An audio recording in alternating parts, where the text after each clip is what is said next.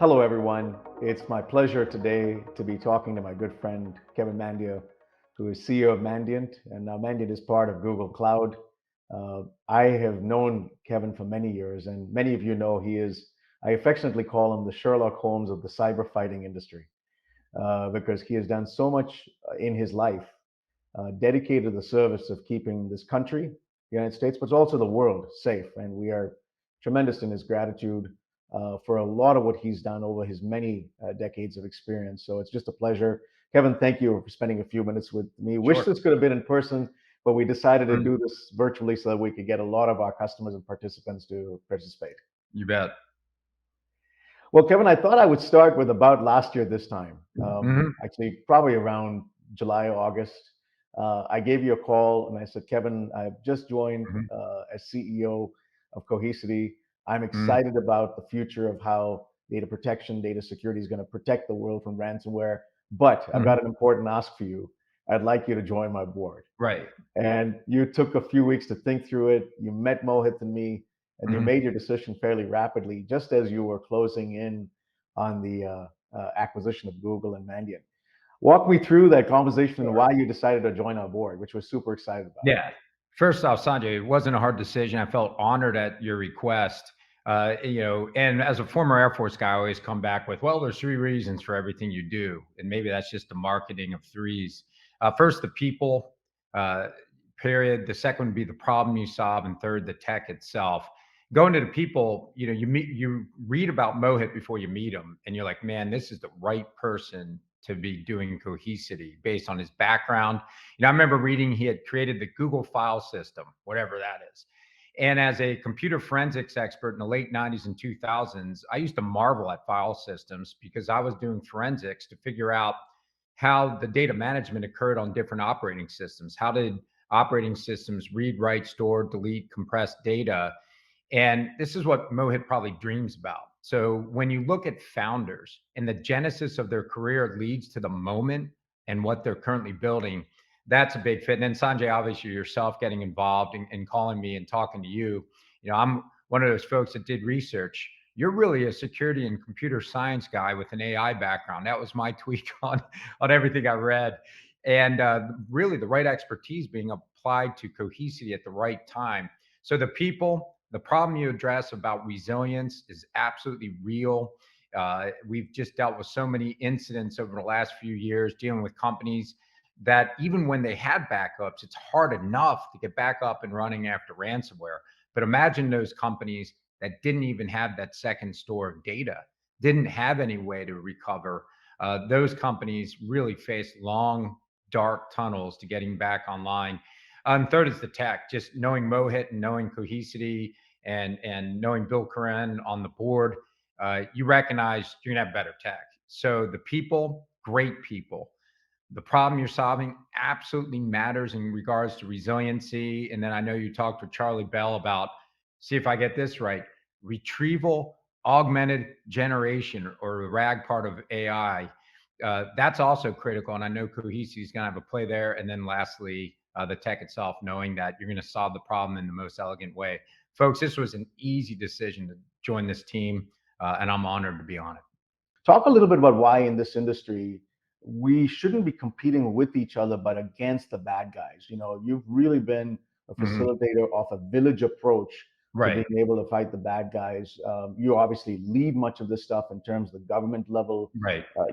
kind of discussions you have, but also industry. But why is it important for an ecosystem to fight the bad guys? Well, probably I'll do an analogy, even though I hate analogies. Here we go, Sanjay. If you're a doctor and you're walking down the streets and you see somebody who's been injured, you're going to care for that person. You're going to respond. And you're going to figure out what happens. And if other doctors show up to assist, you shouldn't care what hospitals they work at. You've got a patient, you need to fix the problem, and you work together and you get it done. I liken that to the incidents that we respond to. In the last year, Mandiant, my company, responded to well over 1,100 incidents. Wow. And Sanjay, these are the incidents that are at a scale and scope where experts have to be hired from the outside to come in and figure out both what happened and then figure out how to transform security and modernize security in some cases. In other cases, just kind of close some gaps that the attackers seem so great at finding.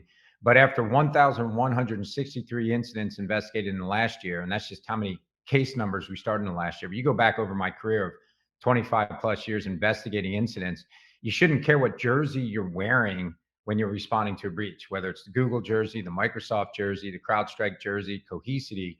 These are folks that have had a duress situation. And that's why I look at security transcends software. You're not a software company if you're in the security business. You are a security company.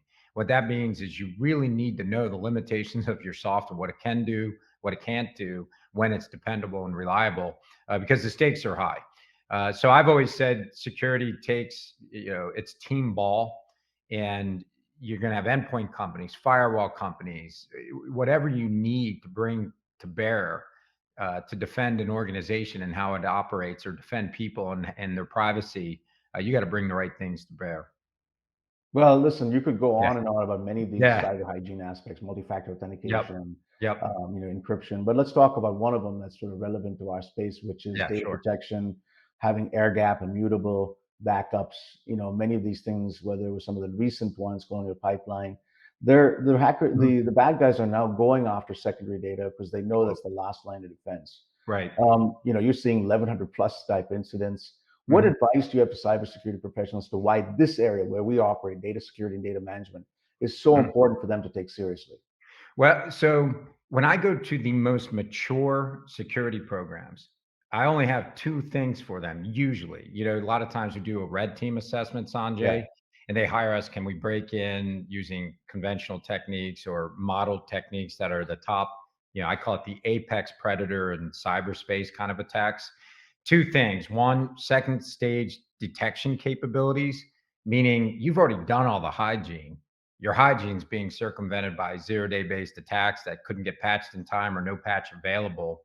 And the second thing is resilience. And that's where cohesity is utterly critical. You want to secure your network, but I think 2020 and 2021 became a real shift change as attackers are monetizing ransomware. All of us recognized, hey, we have to be resilient and operate through these types of attacks. And by the way, the resilience for ransomware attacks, it's really very similar to resilience for disasters, resilience for a lot of other potential reasons why you'd have a network outage. In every boardroom I went into, Sanjay, was about how resilient are we? How fast can we recover? What are our most key assets? Are they backed up? Are those backups secure? And how can we recover? How fast can we recover those critical systems or critical data to run our business and run our critical applications? And so we've created a whole assessment around that. It is totally relevant. And we're still living through that today. If I'm sitting in a boardroom today, it's really two things that I'm asking. How secure are we? And you can translate that a lot of ways. And then the second is, and how resilient are we? So I think the concept that in the board level that you will have an incident over time has been accepted. And because of that, cohesity is critical. You have to have multiple copies of your data, know they're secure, know they're recoverable, know they're searchable, know they can play a part in your business in an AI driven world that's coming towards us, and know that it can contribute to resiliency at that moment of need. I think that's well said. I mean, Mhm. listen, it's not a matter of if, but when, but if you can Yeah, model that black swan event and right. simulate it so that you're better able to do that resilience and recovery. I often Yeah. joke with customers, I get Mhm. often asked about three R's: recession, Russia, and resilience. I don't comment on the first two, but the third Yeah. one, you can comment But about Russia. well, And but the third one's super yep. important, and resilience has so many different Mhm. sort of aspects to it. There's recovery to it.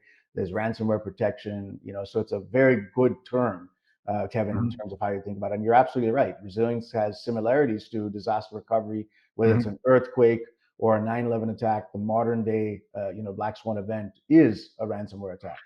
Well, and we do, every board that I speak with, Sanjay, I ask, have you done a tabletop exercise lately? And we shape those tabletops, and other, vendors do the same thing. You can talk to Kelly Bissell and it's the same answer.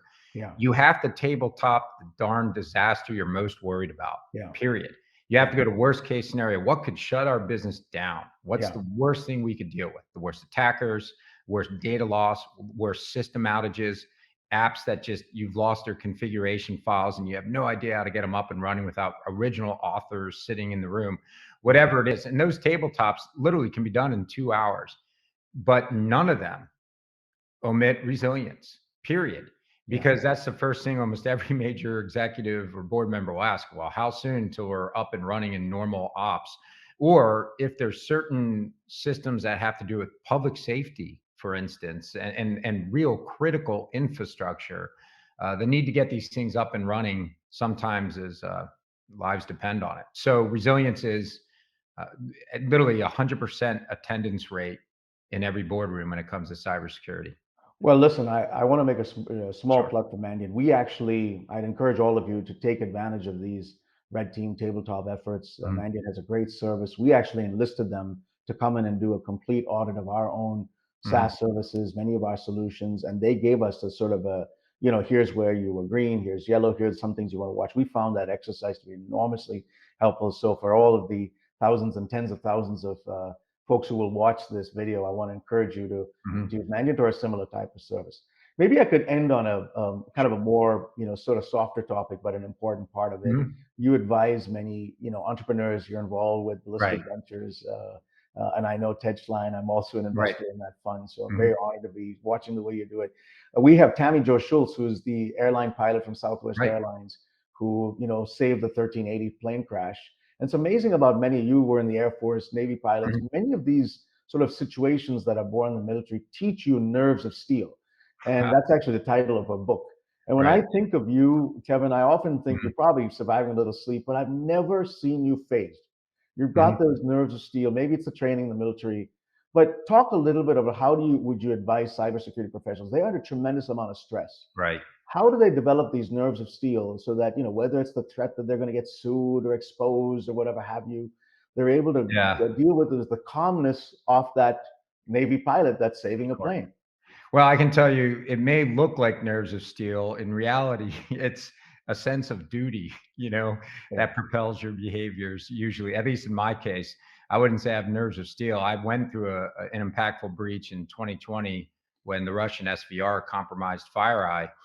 So I know what it's like to be a victim of cyber crime and cyber espionage. And you're always wondering, what is the adversary going to do? What does this mean for your organization? I think for all cybersecurity professionals, it is a special calling. You have to recognize in security, whether you're doing the Secret Service and protecting principles, or if you're in cybersecurity, you're playing goalie. Literally, what you're trying to do is keep the ball out of the net or keep the puck out of the net in hockey, which means you're usually noticed when something bad happens. And that's the reality, unfortunately, is we all have to play goalie. And that does create a mindset of measuring successes in different ways. But it's always great for you to test your capability to play goalie with red teams and some of the things Sanjay had mentioned. But the mindset is this: it's hard to have a perfect game all the time. And we have a great CISO. He does have nerves of steel, by the way. I call him and I'm pucker factor 5 right out of the gate, Sanjay, with what's going on. And he's always calm, cool, and collective. He's probably a better one to answer that question, because as a CEO, I know if you ever get that, hey, don't worry about it phone call, and it's probably you really don't need to worry about. Most incidents are not impactful. It's a drive-by shooting on the information highway, no impact, no data lost. It was an unpatched server you didn't know about in a cloud where one of your engineers just spawned something up to test something.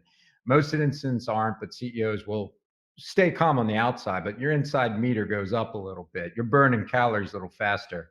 I would tell all security professionals, redefine the win. Know what excellence looks like for the team you have, drive towards that, and measure it in a way that feels valuable to your team. Well said. Well, listen, Kevin, it's a Mhm. pleasure to have you on Sure. for a few minutes in this virtual setting. Mhm. Next time, we'll hopefully be able to all do this together in front of Mhm. the customers and partners. Thank you for being a supporter of our company. Your advice and our board is fantastic. Your kind of leadership of the Mhm. Security Advisory Council is fabulous. And of course, all you're doing for our country and for the world to Mhm. protect us from the bad guys is immensely appreciated. Thank you for spending a few minutes with us. Thank you, Sanjay. Thank you.